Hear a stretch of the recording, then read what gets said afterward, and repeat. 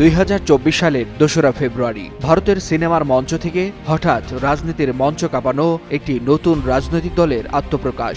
নাম তামিলাগা ভেত্রি কাজাগাম বা টিভিকে, অর্থাৎ তামিল বিজয় পার্টি। আর এই দলের প্রধান দক্ষিণী সিনেমার জনপ্রিয় নায়ক থালাপতি বিজয়। সম্প্রতি এক মহা সমাবেশে তিনি ভারতের বর্তমান বিজেপি সরকারকে ফ্যাসিবাদী আখ্যা দিয়ে ঘোষণা দেন রাজনৈতিক যুদ্ধের। আর এতেই নড়েচড়ে বসে ভারতের সরকারি দলটি।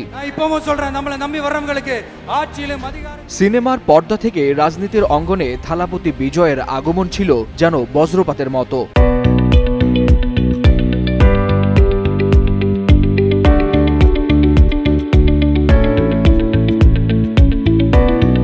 টিভিকে প্রতিষ্ঠার পর থেকেই তিনি তামিলনাড়ুর রাজনীতিকে নাড়া দিচ্ছেন, কিন্তু সম্প্রতি বিজেপিকে সরাসরি চ্যালেঞ্জ জানিয়ে ফ্যাসিবাদী তকমা লাগানোই পরিস্থিতি হয়ে ওঠে আরো জটিল।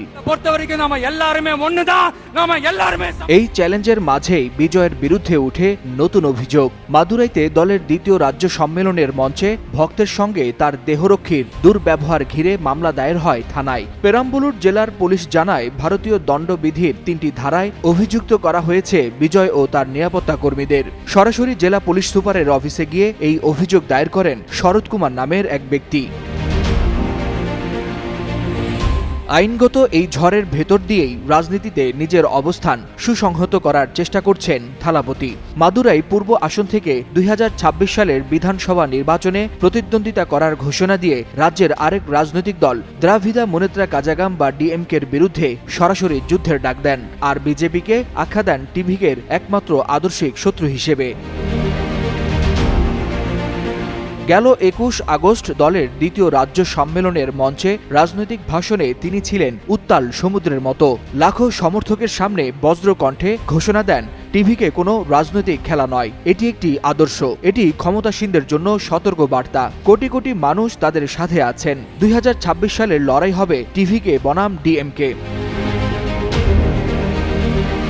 থালাপতি বিজয় তার দলকে এক স্বচ্ছ ও আপোষহীন শক্তি হিসেবে তুলে ধরছেন। তিনি বলেন, টিভিকে গোপন চুক্তি বা জোটের রাজনীতি করে না, জনগণের সঙ্গে প্রতারণা করে না এবং কারো ভয় পায় না।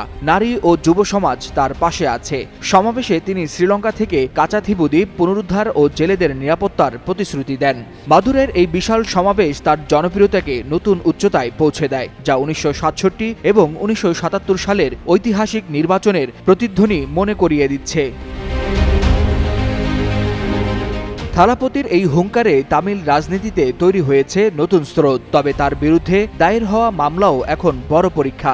সিনেমার জনপ্রিয়তা থেকে রাজনৈতিক শক্তি, এই রূপান্তরের পথে বিজয়ের যাত্রা কতটা দীর্ঘ হবে সেটি এখন নির্ভর করছে তামিলনাড়ুর সাধারণ জনগণের উপর। Waliul Hasanat, Jugantor news. There are so many jackals and other animals in the forest, but there will be only one lion.